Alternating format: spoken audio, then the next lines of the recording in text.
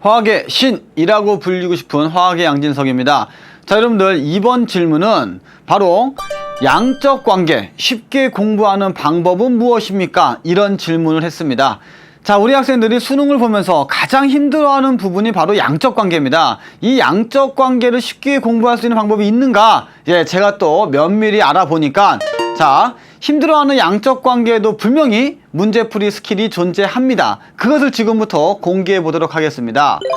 자, 특급 스킬 1, 그래프 속의 정보 찾기인데요. 자, 여러분들은 지금 화면 속에서 빨간색 동그라미와 파란색 동그라미가 있습니다. 저는 빨간색 동그라미 24를 보고요, 파란색 동그라미 니은을 보면서 이거는 반응 전에 A의 개수와 반응 후에 C의 개수 중에서 C의 개수가 A보다 크구나, 이렇게 금방 알 수가 있습니다. 그 이유를 지금부터 설명해 보겠습니다.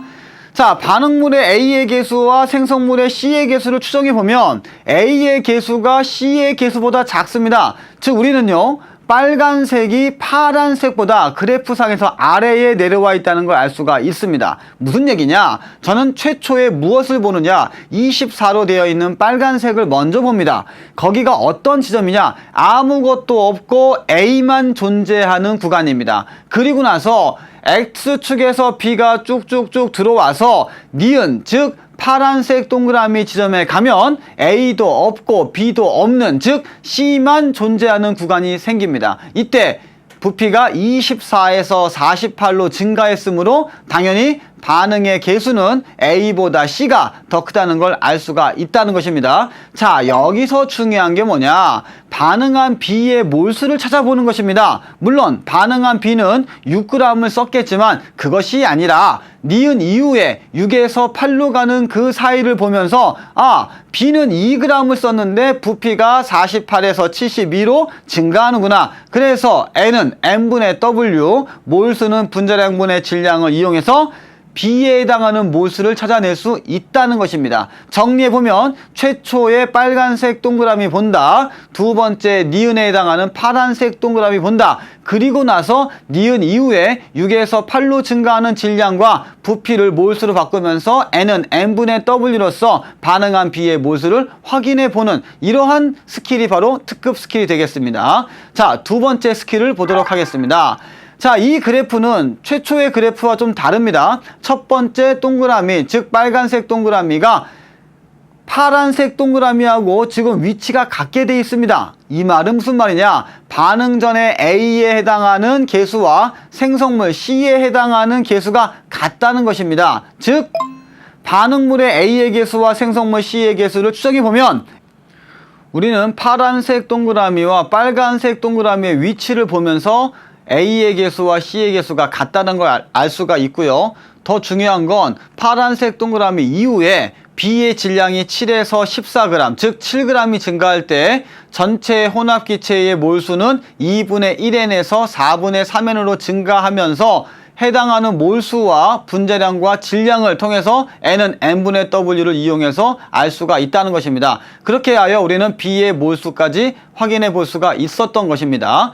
자, 그러면 특급 스킬 두 번째는 무엇이냐? 변곡점과 한계 반응물, 이런 제목을 갖고 왔습니다. 우리는 그래프를 보면서 항상 변곡점을 주의해야 됩니다. 일단 변곡점이라고 하는 것은 가의 그래프에서는 파란색 동그라미 부분, 나의 그래프에서도 역시 파란색 동그라미 부분인데, 반응 종결 지점, 즉 한계 반응물에 의해서 더 이상은 반응이 일어나지 않는 부분이 바로 반응 종결점이고, 그것이 바로 변곡점이 되겠습니다. 그래프를 그린다면 이 부분에서 한계 반응물이 0이 되는 지점이다. 즉 누군가 하나는 A 혹은 B는 0이 되는 그 지점이 바로 꺾이는 변곡점이 되겠다는 것을 알 수가 있다는 것입니다. 자, 여기서 한계 반응물 찾는 방법을 설명해 보도록 하겠습니다. 반응 물질 중에서 반응하여 먼저 사용되고 없어지는 물질이 한계 반응물인데, 가의 경우에는 한계 반응물이 B가 되겠고 나의 경우에도 한계 반응물이 B가 되겠습니다. 물론 A도 역시 한계 반응물 수는 있지만 B의 경우는 0부터 점차적으로 증가하여 6 부분에서 0이 된 것이고, 나의 그래프에선 역시 B가 0부터 출발해서 7g 지점까지는 수평하다가 갑자기 올라가는 변곡점을 보이니까 바로 7g 부분에서 변곡점이 형성된 것이다. 그러므로 B가 바로 한계 반응물이다. 이렇게 알 수가 있습니다. 자, 그러면 연습을 한번 더 해보도록 하겠습니다. 지금 이 A 더하기 B가 XC가 나오는 이런 실험이 되겠습니다. 우리는 콕 A를 열게 되면 B의 몰수가 N몰이라고 판단이 되고 A의 몰수는 4N몰이 되겠습니다. 그런데 A는 2로 반응하고 B는 1로 반응하는 거니까 한계 반응물을 계산한다면 A의 경우에는 2분의 4가 되고 B의 경우는 1분의 1 되니까 개수분의 몰수비가 작은 것이 바로 한계 반응물이니까 바로 B가 한계 반응물이 되겠다라고 알 수가 있는 겁니다. 다시 한번 분석해보면 콕 A가 열렸을 때 A의 몰수는 지금 보이다시피 4N개, B의 몰수는 N개가 되면서 한계 반응물은 개수분의 몰수가 작을수록 한계 반응물이니까 A의 경우는 2분의 4가 되고 B의 경우는 1분의 1이니까 바로 한계 반응물은 B가 됨을 알 수가 있습니다. 자, 우리는 문제를 많이 풀어보고 나만의 노하우가 생기면 그것이 곧 스킬인 것입니다.